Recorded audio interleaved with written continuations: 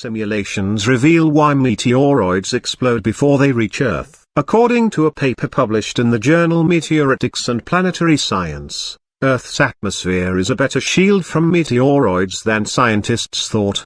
When a meteoroid enters the atmosphere, aerodynamic heating of the object produces a streak of light. This phenomenon is called a meteor. If that object withstands ablation from its passage through the atmosphere as a meteor and impacts with the ground, it is then called a meteorite. NASA scientists estimate 44 tons of meteoroid matter lands on Earth every day, roughly the same weight as 7 African elephants. The friction generated between a falling meteoroid and the surrounding air particles can heat up the rock to the point of disintegration, but the new research suggests the air particles can also break up the meteoroid from the inside. There's a big gradient between high-pressure air in front of the meteoroid and the vacuum of air behind it. If the air can move through the passages in the meteoroid, it can easily get inside and blow off pieces, said lead author Professor J. Melosh, a geophysicist at Purdue University. Meteoroids are like piles of rubble, riddled with fractures and pores, but researchers had not previously considered how the percolation of air through the meteoroid could affect their breakup.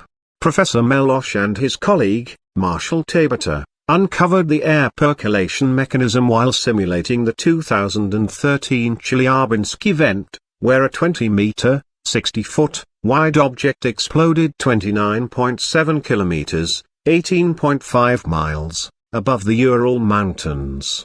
The explosion came as a surprise and brought in energy comparable to a small nuclear weapon. When it entered the planet's atmosphere, it created a bright fireball. Minutes later, a shockwave blasted out nearby windows, injuring hundreds of people. The object weighed around 10,000 tons, but only about 2,000 tons of debris were recovered, which meant something happened in the upper atmosphere that caused it to disintegrate.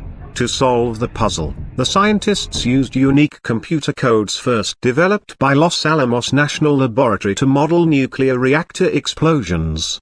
For the new research, the models were used to account for meteoroids' loose conglomerate composition. The simulations showed that the atmosphere buffets against the meteoroid's side facing Earth, forming a dense pocket of air in front of the rock. On the flip side, the meteoroid's wake creates a vacuum. The pressurized air bubble ahead of the meteoroid is strongly attracted to the low-pressure environment developing behind the meteoroid, causing air particles to rapidly flow through the rock's cracks and holes from the front to the back of the rock. The high-pressure air moving through the meteoroid forces the fragments apart, causing the meteoroid to disintegrate in the upper atmosphere. While this mechanism may protect Earth's inhabitants from small meteoroids, large ones likely won't be bothered by it, Professor Melosh said.